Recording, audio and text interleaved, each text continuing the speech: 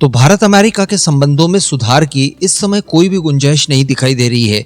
लगता है जब तक टैरिफ्स का प्रॉब्लम सॉल्व नहीं हो जाएगा उसके पहले बाकी की चीजें भी ऐसे ही बीच में लटकती रहेंगी, क्योंकि एक नया मसला निकल कर आया है इंजन्स के क्षेत्र में। जो तीसरा इंजन अमेरिका की जनरल इलेक्ट्रिक द्वारा भारतीय HAL को डिलीवर करना था अगस्त के अंत तक, वो बताया जा रहा है कि जनरल इलेक्ट्रिक द्वारा मिस कर दिया गया है और वो इंजन अभी तक HAL को प्राप्त नहीं हुआ है। जी हाँ, चलिए इसको लेकर कुछ डिस्कशन कर लेते हैं, क्या खबर निकल कर आई है। आप बस इसी तरह की वीडियोस के लिए चैनल को सब्सक्राइब जरूर कर लीजिएगा। हम लोगों ने 83 तेजस मार्क 1A के लिए 99 की संख्या में F404 इंजन का ऑर्डर दिया था, जो कि इन्होंने ऑलरेडी 1 से 1.5 साल डिले करवा दिया। बताया जा रहा था कि इनका प्रोडक्शन सही समय पर नहीं हो रहा है, सप्लाई चेन में बाधा है रशिया यूक्रेन वॉर की वजह से। चलिए ठीक है।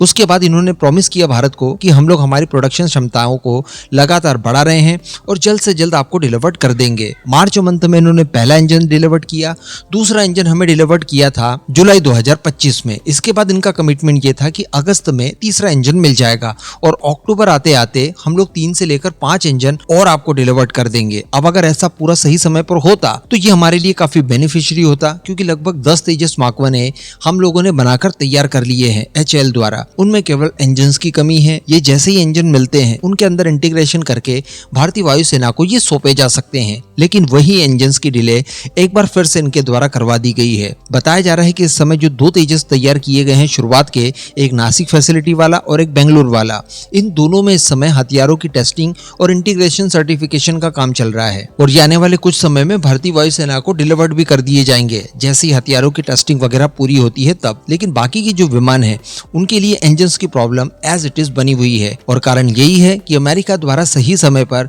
भारत को इंजन सप्लाई नहीं किए जा रहे हैं। इसके अतिरिक्त भारत के लिए प्रॉब्लम ये भी है कि जल्द से जल्द जनरल इलेक्ट्रिक हमें सही समय पर इंजन अगर प्रोवाइड कराना शुरू कर देता है तो हम लोग भी हमारे तेजस का उत्पादन प्रॉपर कर पाएंगे, उससे बढ़ा भी पाएंगे और साथ ही 99 अतिरिक्त जो तेजस मार्क 1A का ऑर्डर दिया जाना है भारतीय वायुसेना के लिए, उसके लिए भी 113 की संख्या में F404 इंजन हमें फिर से ऑर्डर करने हैं जनरल इलेक्ट्रिक को।